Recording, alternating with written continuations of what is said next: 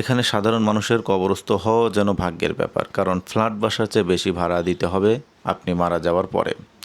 বর্তমানে 15 বছরের জন্য কবর সংরক্ষণ 1 কোটি টাকা, 25 বছরের জন্য 1.5 কোটি টাকা। এই কবরস্থানে প্রবেশ করলেই উপলব্ধি করা যায় মানুষের পরিচয়, পদমর্যাদা কিংবা সম্পদের শেষ গন্তব্য একটাই, পৃথিবীর সকল ব্যস্ততা, সকল অর্জন একদিন এই নীরবতার মাঝেই থেমে যায়। এখানে শহীদ আছেন দেশের বর্তমানের যিনি প্রধানমন্ত্রী তারেক রহমানের ছোট ভাই আরাফাত রহমান কোকো, যমুনা গ্রুপের চেয়ারম্যান চিত্রনায়ক জসিমউদ্দিন এবং বিশিষ্ট রাজনীতিবিদ, খ্যাতিমান শিল্পী, সাহিত্যিক আরও অনেকেই। তাদের কর্ম আজও মানুষের হৃদয়ে বেঁচে আছে।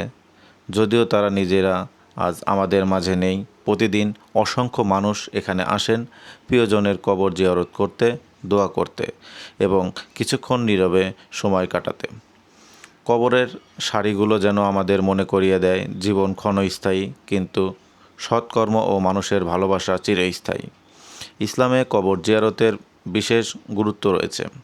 কবর জিয়ারত মানুষের অন্তরে আখিরাতের চিন্তা জাগিয়ে তোলে এবং মৃত্যুর বাস্তবতাকে স্মরণ করিয়ে দেয়। মহানবী হজরত মুহাম্মদ সাল্লাল্লাহু আলাইহি ওয়াসাল্লাম কবর জিয়ারত করতে বলেছেন, যাতে মানুষ মৃত্যুর কথা স্মরণ করতে পারে।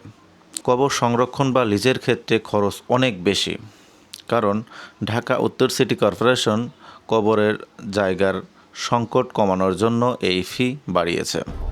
এখন যে কবরটি দেখতে পাচ্ছেন, এটি হচ্ছে আমাদের বর্তমান প্রধানমন্ত্রীর ভাইয়ের কবর, আরাফাত রহমান কোকর। একদম কবরটা সিম্পলভাবে করা হয়েছে। দেখেন একদম আশপাশ দিয়ে কবরগুলো সবই কিন্তু অনেক টাইলস দিয়ে সুন্দরভাবে করছে, কিন্তু এই কবরটা একদম সাদামাটাভাবে একদম সিম্পলভাবে করছে।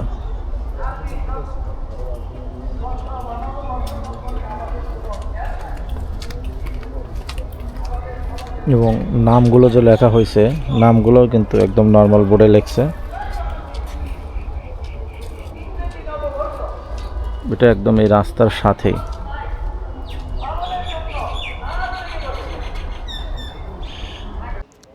আমি এখন যে কবরস্থানের সামনে আছি, এটি হচ্ছে আমাদের এক সময়ের চলচ্চিত্র নায়ক ছিল এবং বীর মুক্তিযোদ্ধা ছিল, বলছি হচ্ছে একে জসিমউদ্দিনের কথা।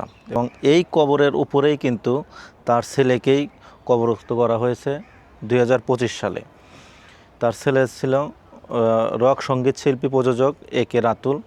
জন্ম 12 জুন 1991, মৃত্যু 27 জুলাই 2025।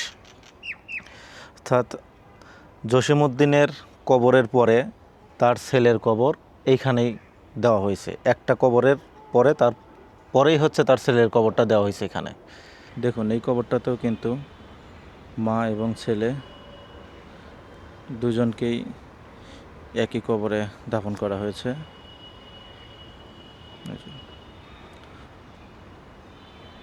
আগে মায়ের কবর, তারপরে ছেলের কবর।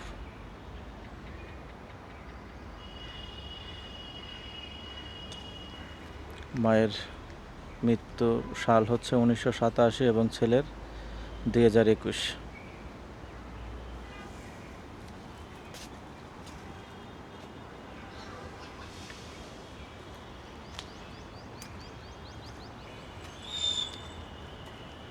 এই যে এই কবরটাতেও মা এবং মেয়ে দুজনের কবর এখানে।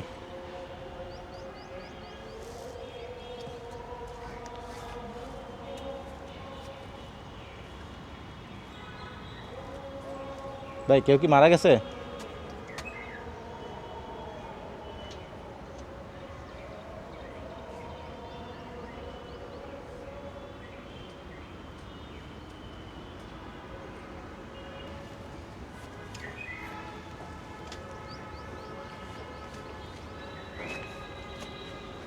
এখানে কি দুইজন কবরস্থ হয়েছে নাকি ভাই?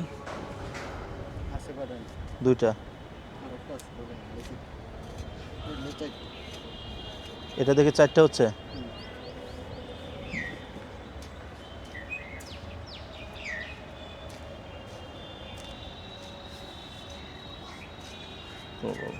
আজকে একজন মারা গেছে।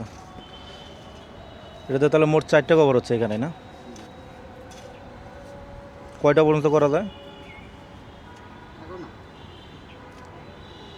এটা কি ওই ওই ফ্যামিলির কবর নাকি অন্য কারো? ওই ফ্যামিলির কবর। মরহুম মঞ্জুর আহমেদ প্রবাল, তারপরেই হচ্ছে মরহুম মহিউদ্দিন আহমেদ। ওই পাশেও কি আছে? ওই পাশেও লেখা আছে নাকি? তাহলে দুইটা আর আরেকটা হচ্ছে তিনটা।